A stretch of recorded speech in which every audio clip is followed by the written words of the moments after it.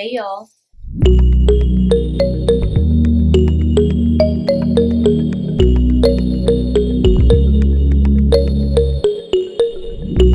Welcome to my channel. If this is your first time here, I'm Patrice and I'm glad that you're here. For my returning subscribers, hey y'all, welcome back. So today's video is going to be a sparkly video. All right, so we will be blinging out this tumbler that I purchased from Michaels. And for those of you who have been here for a while, you'll know that I tried to do sublimation on this tumbler, and the colors, while they transferred to the tumbler, it was a bit muted. So I have tons of these tumblers, and I turned it into this sparkly beauty. So we went from this to this, and I am going to show y'all how. Let's get started. So now we are in Silhouette Studios, and I have already uploaded the SVG template for the Michaels tumbler. This is the same template that I used for the Sublimation tumbler. And all I need to do now is to convert this into rhinestones. So I have the rhinestone panel opened, and I am just going to show you different options. Right now, that was the linear option. This is just like the outline of the template in rhinestones, and then you can also do the radial, and that's what we're going to do because it has a curve to it, and this just looks better to me. So we will be using 10SS rhinestones for this project today, and we will also be using a little bit of HTV to give it an extra bling. But you can also change the spacing of the rhinestones, and when you change the spacing of the rhinestones, of course, you can add more space, or you can try to reduce that space, reduce as much space as possible if you want to have it really blinged out. And that's what we're doing. You can also input your own rhinestones if you go to the freehand, and you will be able to adjust those rhinestones. When adjusting, you just want to be careful that you're not changing the size of the rhinestones. Now we are inside of Cricut Design Space, and I saved that file as an SVG file inside of Silhouette Studios. I was using the business edition of Silhouette Studios. And so I was able to bring that over into Cricut Design Space, and I am going to get ready to cut this file. This material requires a custom setting, so we are going to click onto material settings and scroll all the way down, and we will be able to add new material. And so to add this material, we are going to call this Rhinestone Flock. You can go ahead and make this a permanent material that you use, and we are going to adjust this to 340 pressure and save.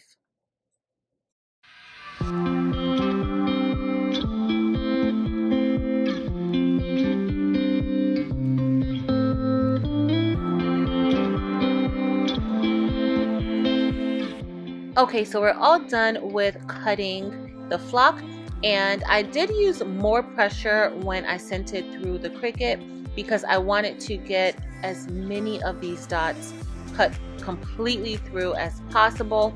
And right now, as you see, we got a nice amount of those dots pretty much cut through. There were a few that did not. It cut through, but it was still attached to the template, and this is me taking those out. And so you just want to make sure you do select more pressure so that you're not concerned or worried about removing so many of those dots. Here I am just going to match the template with the flock template and just see if it lines up correctly. It does. However, a little bit at the top, I'm not sure with the rhinestones if it caused it to be a little bit longer. However, now I am making this into a permanent template for me and applying a little bit of cardstock to the back so that I can reuse this flock template over and over again. Okay, so we will be using this brush to brush our rhinestones into the circles, and I got these Hotfix rhinestones from Amazon. And for this particular project, you want to make sure you get the Hotfix rhinestones and not just the flat back rhinestones, because these will be applied using heat. Okay, so I'm just going to pour all of these rhinestones on the template, and I will then take the brush and rub the brush in circular movements over the template to get those rhinestones to go into the holes, and also, most importantly, to turn the correct way. Okay, so you'll see that some of them will be upside down, but if you keep brushing in a circular motion, those rhinestones will flip over. Occasionally, you will have a few that you may have to take your tweezers and help it get flipped over to the right side.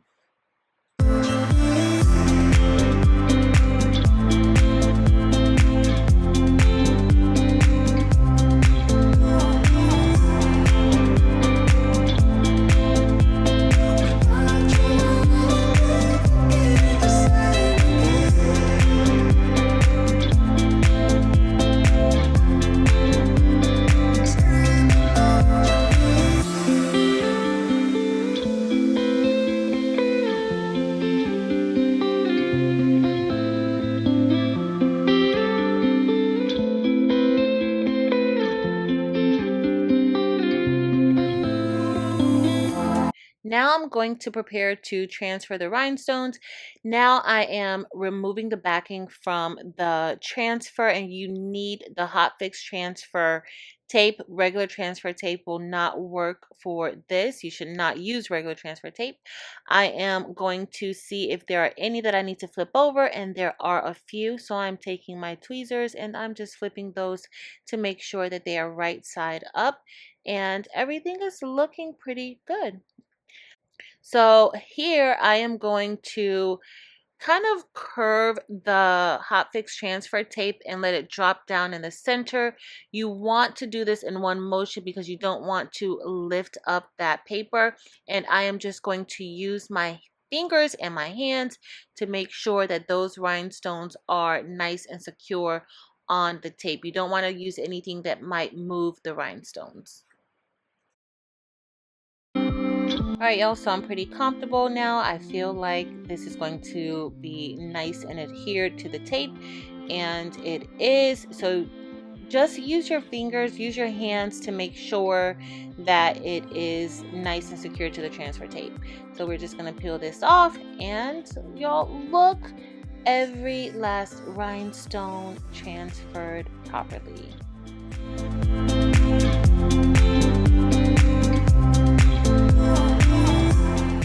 So here I'm just showing y'all how the template, it actually looks like it fits perfectly, but once I actually pressed it, I'm not sure if the HTV shrunk a little bit, but this fit pretty perfectly.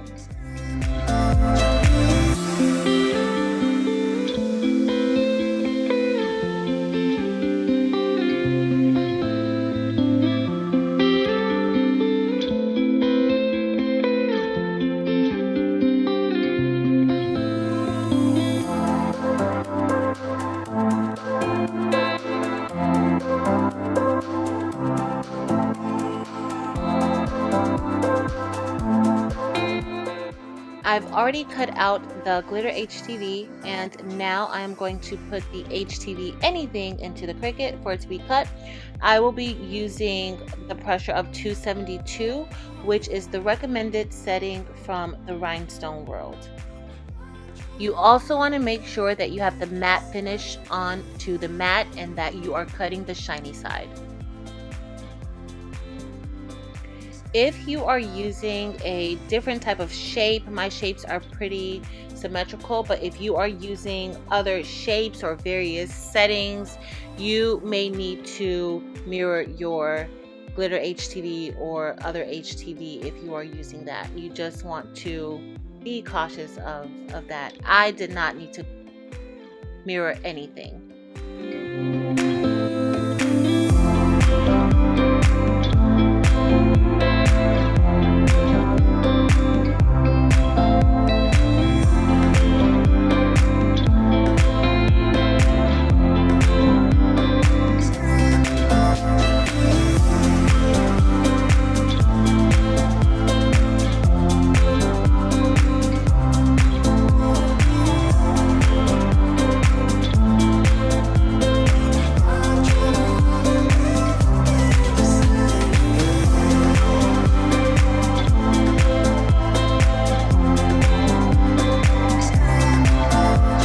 y'all. So we are going to get ready to press the glitter vinyl into the HTV anything.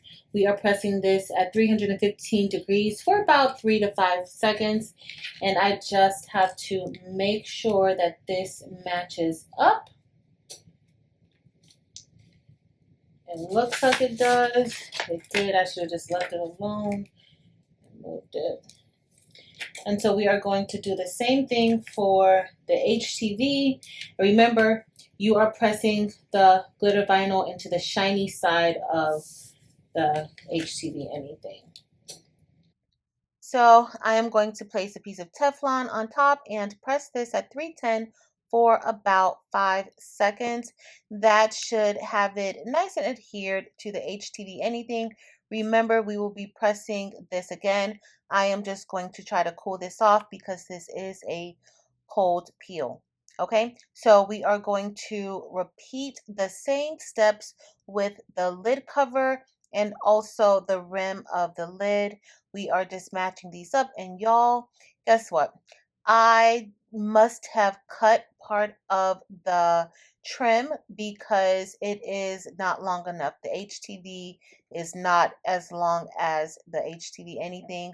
So I think I must have cut it while weeding. And now I let everything cool before peeling. And now we're just peeling off the backing to the glitter HTV. And we are going to get ready and place these rhinestones on top to see how they fit. And I believe that it's slightly bigger than the actual HTV. Like there's an extra row at the top. So we may have to trim that down once we get ready to wrap the cup.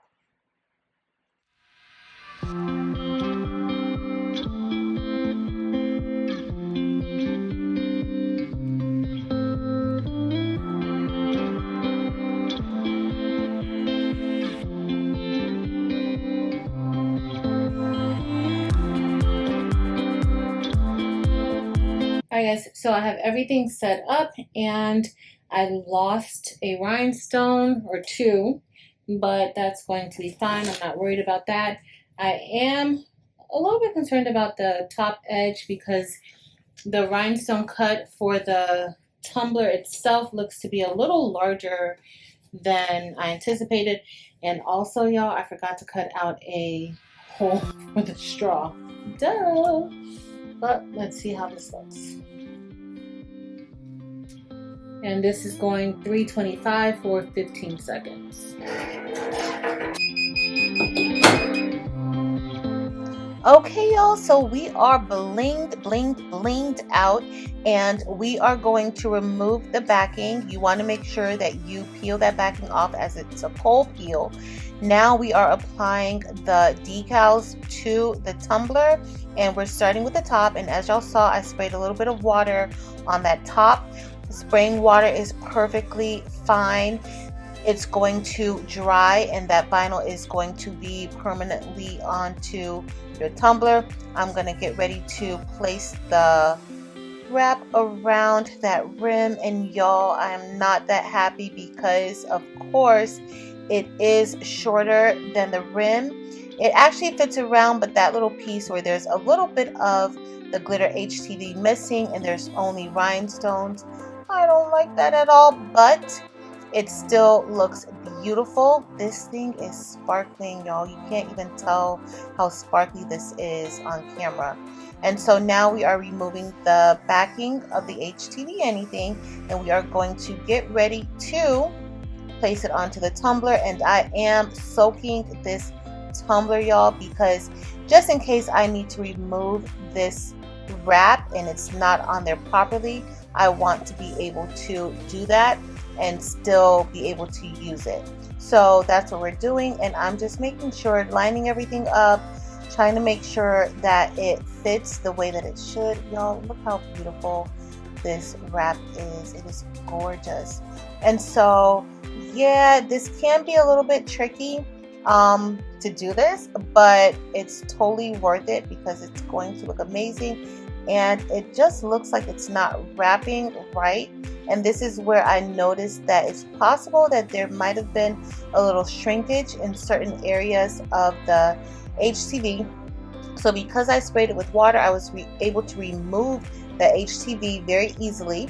And I am going to try this one more time, and we are going to have some success, and it is going to line up a lot better. The only thing is that I am probably going to have to shave a little bit of those seams off. Other than that, everything is looking wonderful with this tumbler.